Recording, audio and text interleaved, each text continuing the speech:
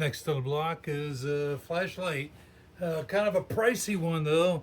It is, let's see, it was $100 for the discount or whatever. No affiliation. They don't know who I am.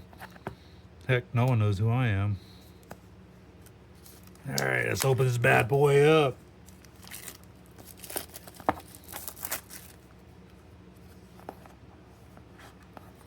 Is it Matchbox style or? Oh, flip open. All right, cool, cool.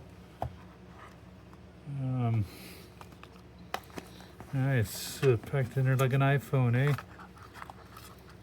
All right, check out part 2.